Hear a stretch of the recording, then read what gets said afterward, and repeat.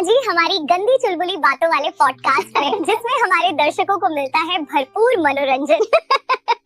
वैसे ये बातें लोगों को गंदी लगती होगी, लेकिन मुझे तो बहुत अच्छी लगती है।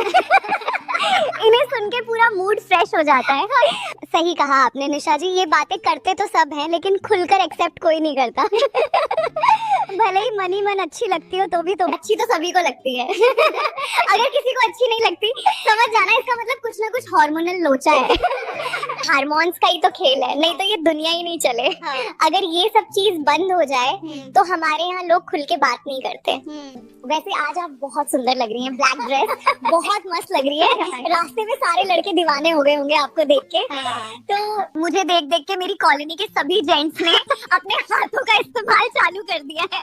इतना दीवाना बना रखा है मैंने तो। जब भी बाल सुखाने छत पे जाती हूँ, कॉलोनी के सभी जवान लड़के अपनी अपनी छतों पे आ जाते हैं।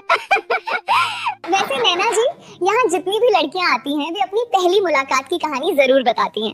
क्या आपकी भी कॉलोनी में किसी के साथ कोई कहानी रही है? मैं कॉलोनी में किसी पे ध्यान नहीं दिया, लेकिन मैंने अपने किराएदार के साथ ऐसा समय जरूर बिताया। किराएदार कह लो या फिर मेरा फ्रेंड भी कह सकते हो, क्योंकि हम दोनों पहले क्लासमेट भी रह चुके थे।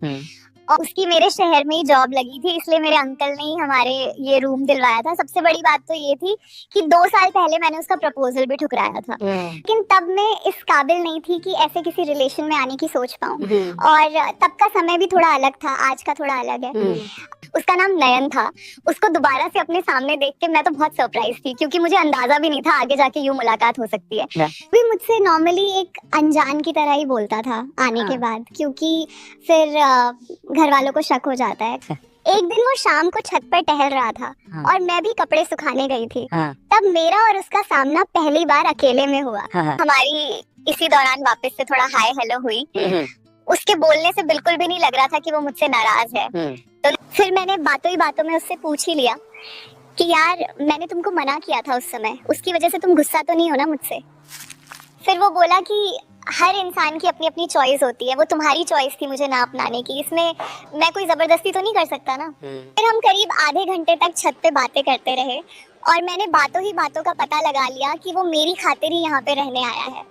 तो फिर वो बोलता है कि क्या पता सेकंड चांस में बात बन जाए, इसलिए मैंने तुम्हारे घर पे रहने का फैसला लिया। फिर हम दोनों हंसने लगे।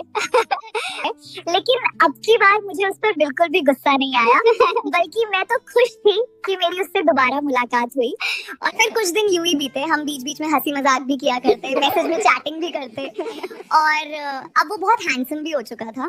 फिर एक दिन की बात है, घर पे कोई भी नहीं था और वो नहा के वापस आया ही था और मैंने चुपके से जाके पीछे से उसको हग कर लिया।